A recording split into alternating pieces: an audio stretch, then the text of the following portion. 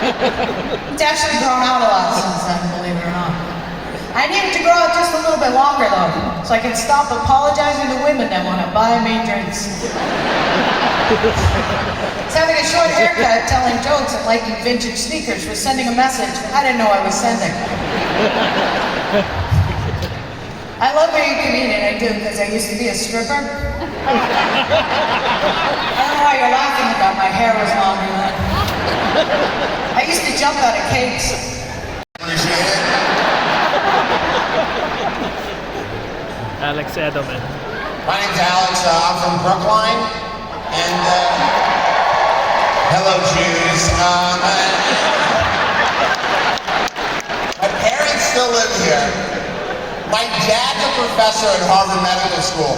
He's a doctor at Brigham's, he's a cardiologist, and he designs artificial hearts.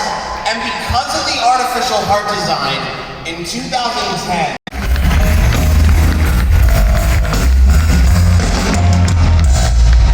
holy shit, Boston, what the fuck is up?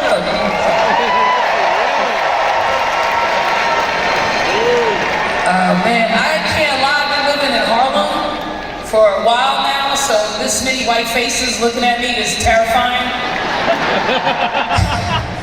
But we're gonna get it done. I'm getting married, I'm engaged. No politics tonight, no politics tonight, but there is one president we all love. That's the president of the Boston Garden, Madam President Amy Latimer. Let her know. Good. Oh yeah, you know, he said you're gonna talk about the stroke. I go, well, you think people want to hear it? Everyone's asking how you go. Well, I had a stroke. I got up one morning and my hand was asleep. I made some coffee, my hand was still asleep. What a good city. What a good city this city is. I mean, hand to God, swear to God, walking around today, Faneuil Hall, Faneuil Hall, I swear to Christ, I saw a guy do blow off the Freedom Trail. That's why I love this goddamn city. It's my favorite American city, and I was great. I was like, I love it so much. Kids, anybody have kids? That's good, about 50. Because of his dedication to this cause. Ladies and gentlemen, please welcome to the stage, Jimmy fucking Fallon!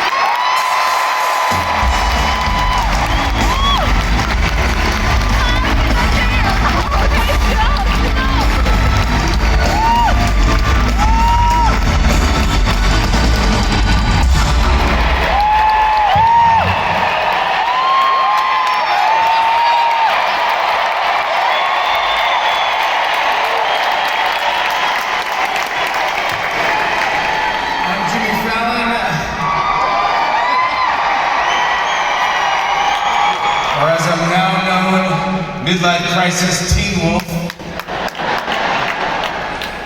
Yes, I'm growing a beard.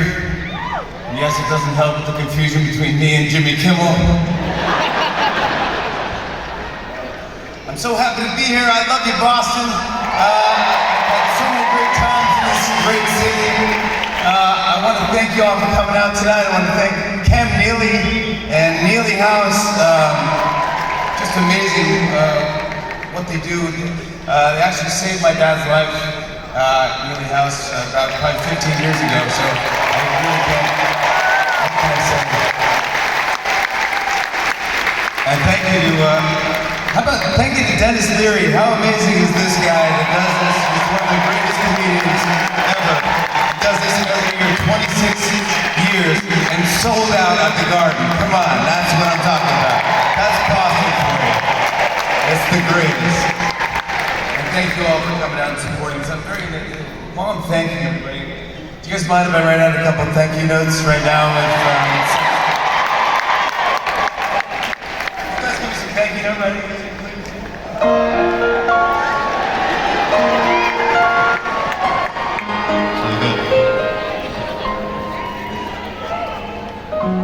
Thank you, Bill Belichick, for always dressing like he just divorced Tom Brady. So, thank you, Worcester, Gloucester, and Scituate, For being like, oh, you think you know how to read English? What the fuck you do? Send. Thank you, Boston, for giving New York Kyrie Irving.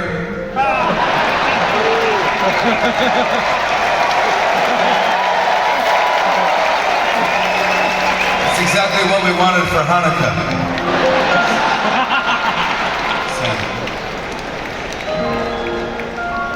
Thank you, Sam Adams, for being the official blood type of Boston.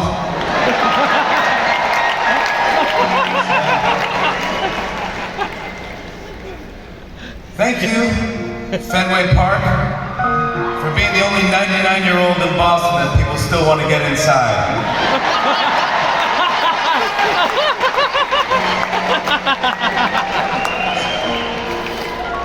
Thank you, Legal Seafoods, for making me wonder, is there an illegal seafoods and what's on that menu? Send. Thank you, BU, BC, Northeastern, Harvard, MIT, Tufts, Berkeley, Suffolk, Emerson, and UMass, for being the reason why every September every Bed Bath & Beyond looks like it got raptured.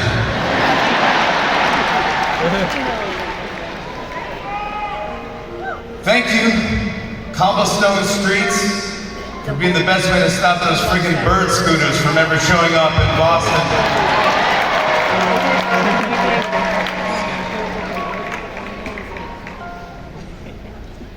Thank you, Budweiser tap handles, for being the only thing in Boston that gets pulled more than Robert Kraft.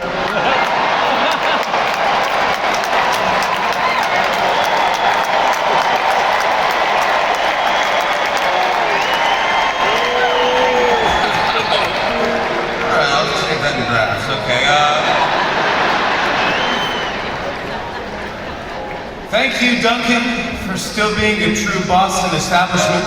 Although, you're pushing it with the friggin' avocado toast. I gotta be honest, right? Watch it. We don't need that. Thank you, Boston school system, for having the only spelling bees where kids are asked to spell Yastrzemski. And finally, thank you, Fever Pitch, for ending both the Red Sox World Series curse and my movie career. Thank you. Thank you, President. I love you. Thank you, Cameo. Thank you, Dennis Leary. Thank you. Whoa. What? You want to sing a song? You shit off your phone and then say goodnight. No, it doesn't work that way. Carolyn.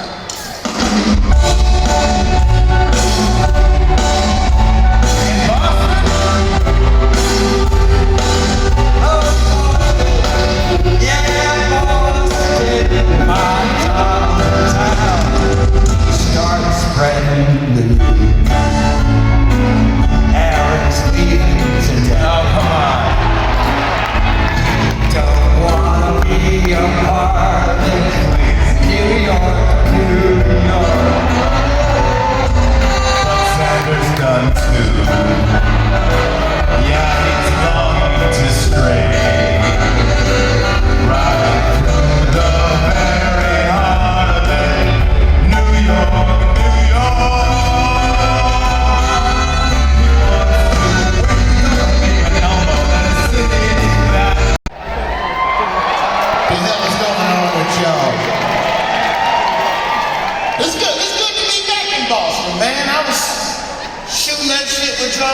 We shot that movie in Boston. I was over there at the Wolf, fucking walking around Hanover Street, looking at them drunk white people every night. It's good shit, man. It's good shit. I was walking by this firehouse every day when I was in Boston. Fucking, is it Engine 6, Ladder 1 over on Hanover? Guy hasn't fucking 3 years. He hasn't changed. He's still young as shit. What are you blowing Mick Jagger? How do you stay? I've gained 95,000 pounds since I've known you, and you're still the same. What's up, fuckers? How you doing? Yes, your pants are too tight, sir. You should have fucking listened to your wife. Those are fucking weirdly too tight. It's good to be back. We're fucking back. It's been 3 years.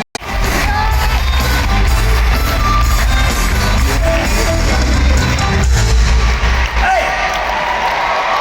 Hi, Boston. How you doing? My name's John Mulaney. Thank you for having me here. How about a hand for every fucking person up here yelling? It's just amazing. Hey, if you've seen me do stand-up before, I have kind of a different vibe now.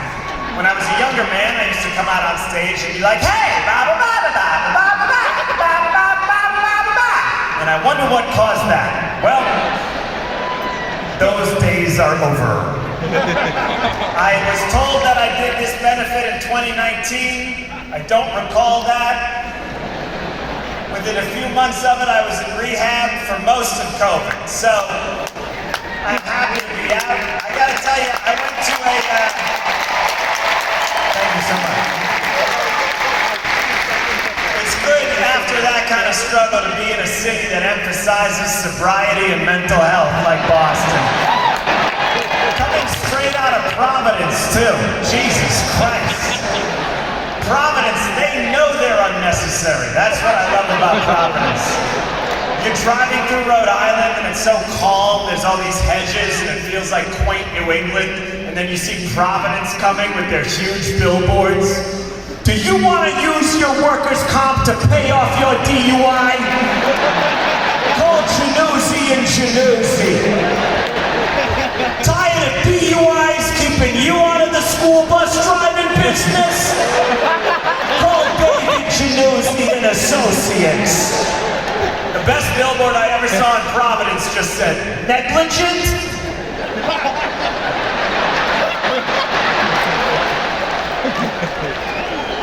A lot has changed with me, a lot has changed with all of you since we've last all been together. A lot has changed everywhere. Just stuff changes so much in the world. Don't you ever give thanks for the things that stay the same? You know, even if they're not great, like every day, Russia fucking sucks. Doesn't that ever make you feel good? You can wind your watch to Russia being a goddamn problem all the time. Name 1 year Russia was nice. No one can do it. Russia was a problem when I was a little boy. Back then everyone was worried about Russia too. They were called the USSR, and that stood for the United Soviet of Russia. And the R stood for Russia, I'll tell you that much. And everyone back then was like, oh, they're an evil empire, they're our worst enemy. And then we beat them in hockey, and they collapsed 16 months later. Why is Russia even our rival? Why is the US always like, oh, it's us and Russia, mano y mano? This all started in the 1950s, because we had a space race with Russia. Yeah, we had an outer space contest. It was really neck and neck. Russia went first. They shot a dog into space. They for real did that. Ain't that the most Russian goddamn thing you ever heard of? We here in the United States, we find out they shot a dog into space and we're jealous. Imagine that being your first emotion. So it's like, you know, you drugged a dog and tied it to a capsule and blasted it past the atmosphere. And you're like, why didn't I think of that? So to get even with Russia for the dog, we shot like 7 men into space. Then we shot 7 more men.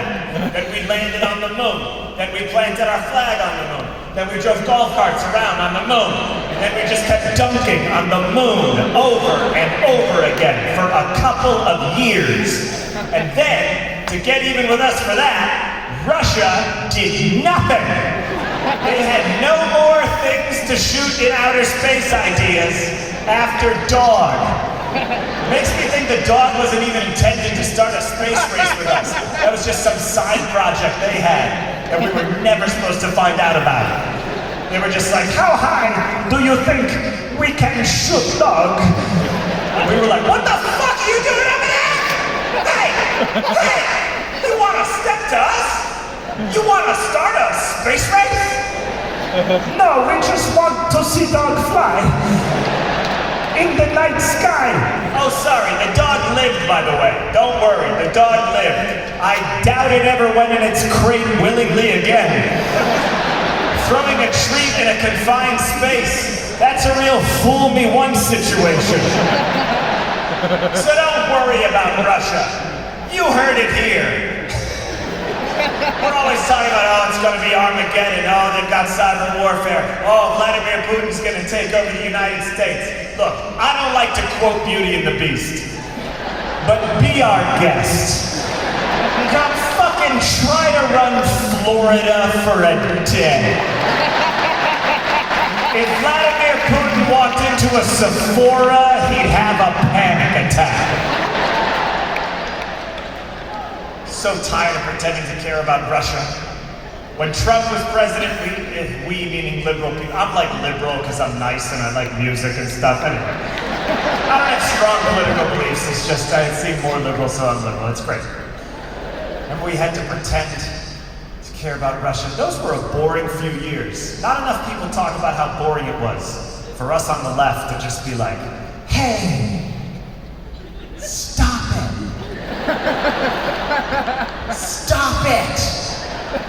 No! Do you think he would ever? He did! We were like the kids who run and get the teacher and are like, they're standing on the desks! And if you were liberal during that time, sometimes we had to root for some corny ass bullshit. Just because it was on the same side. Remember when we all had to cheer for CNN? The channel at the airport? No, I don't think it's fake news, but it is unwatchable television. Constant breaking news on CNN. CNN does breaking news the way a little kid runs up to you out of breath to tell you a pointless story. And you're like, what happened?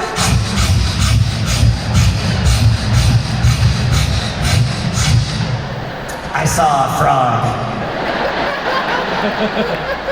And remember when we all had to root for the FBI? Fuck that shit. As an amateur drug trafficker, I found cheering for the feds abhorrent. Everyone's like, yeah, Robert Mueller's cool. Robert Mueller sucked. And if I saw his old face on acid, I'd start crying. What is the FBI? A bureau? What is that?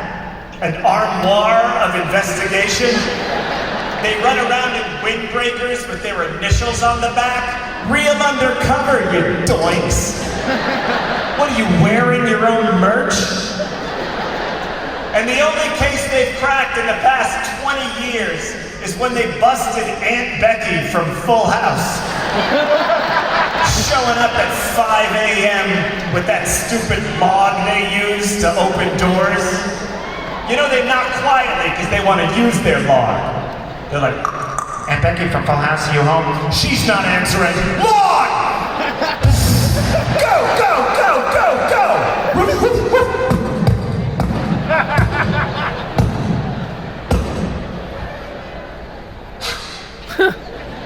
You're under arrest, Aunt Becky. And it looks like we've solved the mystery. It turns out rich people use their money to get their kids into college. A thing that no one knew about until the FBI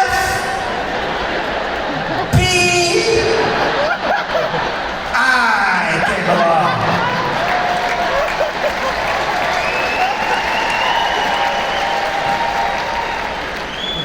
I'm going to see my Nana in Marblehead, Massachusetts tomorrow. I'm very excited to see her. She's 96. She outlived the Queen. She did it. My Nana, I talked to her on the phone, to set up this visit. She told me she had just voted in the midterms. Wow, that shouldn't happen. No, I'm sorry, I love her, but you don't get to vote when you're 96. You don't get to order for the table if you're about to leave the restaurant. I'm sorry, that's ageist. That is wrong to say.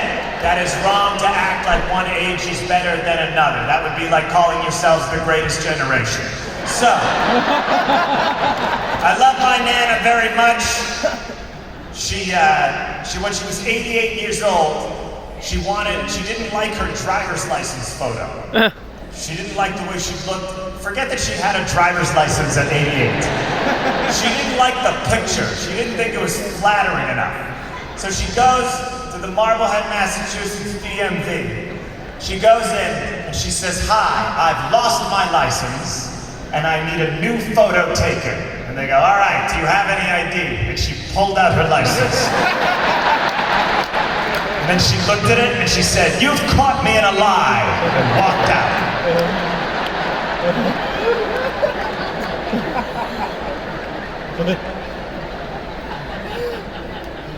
I'll tell you, I walked into an intervention about almost 2 years ago. If you've never been to an intervention, it's like a surprise birthday party, except everyone is mad at you. When I walked into my intervention, I knew immediately that it was an intervention. Do you know how bad of a drug problem you have to have if when you open a door and see people gathered, your first and immediate thought is, "This is probably an intervention about my drug problem." There's no other reason people would be behind a door. I went away to rehab. You know, you're not allowed to bring drugs in with you.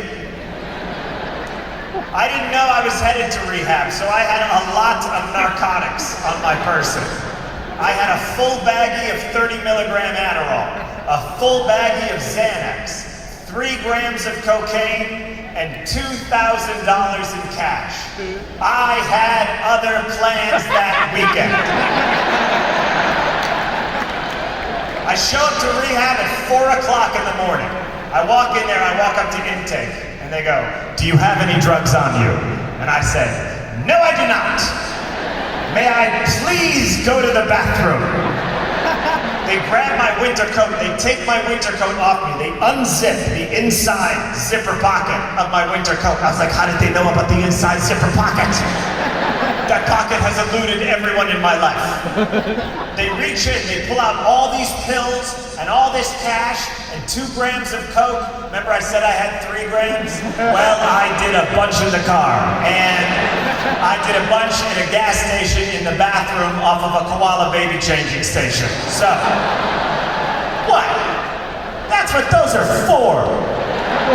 You think you're supposed to put a human baby on that mousetrap of a device? They have gang signs carved into them. Those are for snorting coke off of. When you're a cokehead, you see the world in terms of surfaces. So they reach in, they pull out all these pills, all this cocaine, all this cash, and they stare at me. And I said, "Oh, those old winter coats." You know that phenomenon, when you're going through your goose down jackets and you're like, $5 grand and an 8-ball. Oh, from the night we went caroling. Those old winter coats. I was in rehab twice during COVID, so it was always during lockdown. We never got to go on any field trips. But I've been told at other rehabs they got to go on field trips. I guess some people get to go to a farm and they meet a horse. It's called equine therapy. That sounds really nice, but how bad do you feel for that horse? It's born being like, "One day I'm gonna win the Kentucky Derby." And then its whole life is just junkies being like, "Okay, petting your strong leg gives me confidence. If I can lift your hoof, I'm ready to have my own apartment." I got in trouble in rehab the first week because I ordered Outback Steakhouse using Postmates. I really wanted Outback. There were 2 things in this town in Pennsylvania where I went to rehab. There was an Outback and a rehab.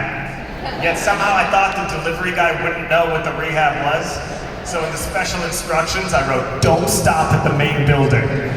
Go up the hill to the brick dorm. You'll see a 38-year-old man outside in a robe who's so excited." So the food gets delivered, it gets intercepted by the RS on duty, and he calls me and he goes, "This is fucked up. This is serious." I go, "It's just Outback." And he goes, "What if it's an Outback dry run?" I go, "What's an Outback dry run?"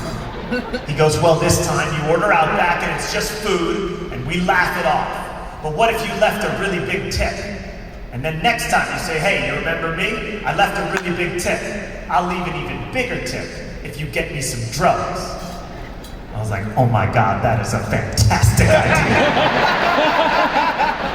One thing you do in rehab, you sit down with a counselor and you go through your phone and you delete and block any bad influences or any drug dealers' phone numbers.